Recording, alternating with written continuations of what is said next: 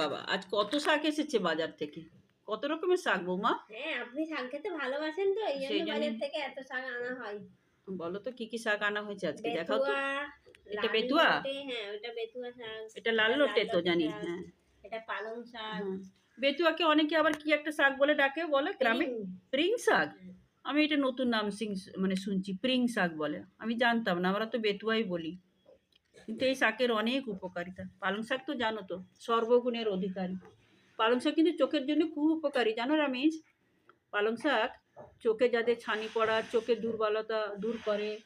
Pregnant লেডির জন্য খুবই উপকারী, জানো তো এগুলো? যাদের প্রেগনেন্ট লেডি তাদের জন্য, যারা ব্রেস্ট মিল্ক দেয় খাওয়ায় তাদের জন্য উপকারী। রক্তে হিমোগ্লোবিন বাড়ায়, ক্যান্সার রোগ থেকে প্রতিরোধ করে। মানে এর গুণার শেষ নেই। বইয়ে পড়েছিলাম 7 আবার 8 এ কবে, হ্যাঁ, কিন্তু এখন আবার এবার নতুন করে জানতে কোষ্ঠকাঠিন্য দূর পারছি, করে। খুব ভালো লাগছে। কোষ্ঠকাঠিন্য দূর করে। আজকে যা কি বানাবে পালং শাক দিয়ে? পালং শাকের পালক পনির হবে আজকে।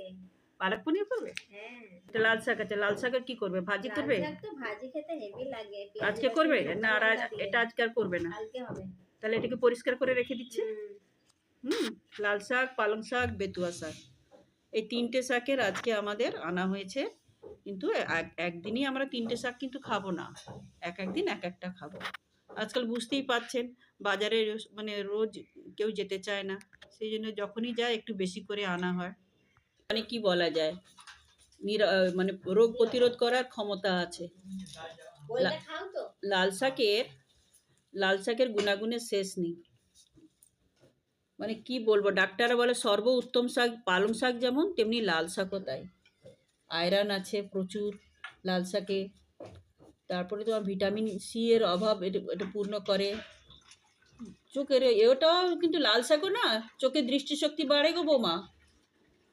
আবার নিয়মিত খেলে জানো তো কিডনিও বলছে, কিডনিও করে, ভালো রাখে লাল শাক, বুঝলে? খুব ভালো তো। হুম। আবার লাল শাকে তো বলা ভিটামিন সি তো আছে বললামই।